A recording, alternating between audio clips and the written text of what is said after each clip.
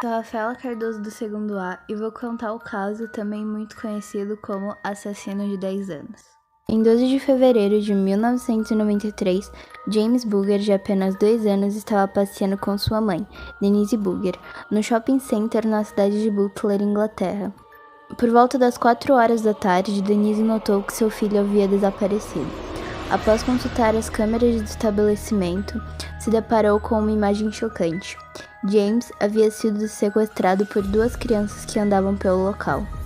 A vítima foi avistada por cerca de 38 pessoas, que afirmavam que James chorava muito, mas que quando confrontavam os 2 garotos mais velhos, eles afirmavam que a criança era irmão deles.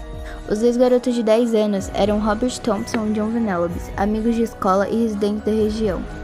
Passaram o dia no shopping furtando pequenas coisas e procurando por um alvo. Quando notaram Denise distraída, pegaram James pela mão e o levaram embora.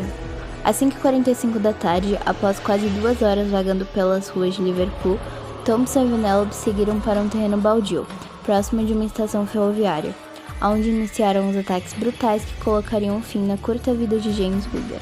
Thompson e Venelobes começaram jogando uma lata de tinta azul que tinham roubado em James.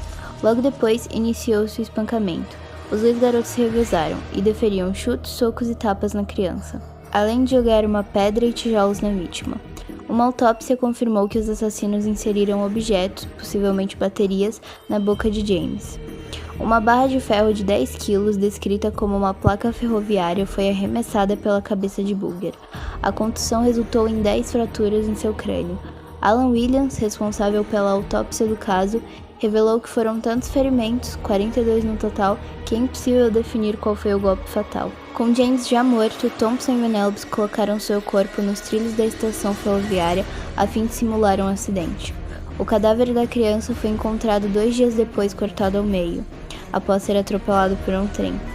James estava sem sapatos, meias, calças que haviam sido removidos pelos assassinos. Após isso, começou a procura por quem havia feito aquilo com James. As imagens do shopping center serviram de guia na procura pelos assassinos. A polícia, chefiada pelo detetive Albert Kirby, contatou testemunhas que teriam visto os criminosos. No entanto, foi após uma mulher reconhecer Robert e John como seus vizinhos que a prisão foi efetuada. Thompson e Venelobes foram encontrados com vestígio de tinta azul e sangue de James nas roupas. No interrogatório, os garotos tentaram jogar a culpa um no outro, mas Thompson foi identificado como figura principal na morte brutal. Ambos demonstraram falta de remorso pelas suas atitudes. No julgamento, eles foram identificados como criança A e criança B, para preservar a identidade dos acusados. Entretanto, o juiz responsável ordenou que seus nomes fossem revelados, devido à gravidade do crime. Usando o depoimento de psiquiatras que entrevistaram Thompson e Venelobes, o tribunal considerou os assassinos capazes de distinguir o certo e o errado. Os garotos não falaram durante o julgamento. Foram utilizadas fitas de gravações das conversas em interrogatório. Robert Thompson e John Venelobes foram considerados culpados pelo assassinato de James Booger na corte de Bristol em 24 de novembro de 1993. No primeiro momento, os meninos foram condenados a um período mínimo de reclusão de 8 anos, mas após diversos pedidos, até mesmo uma petição com 280 mil assinaturas, o tempo mínimo foi aumentado para 15 anos. Em 2001, um conselho europeu avaliou que nenhum dos assassinos apresentava riscos para a sociedade e autorizou a soltura.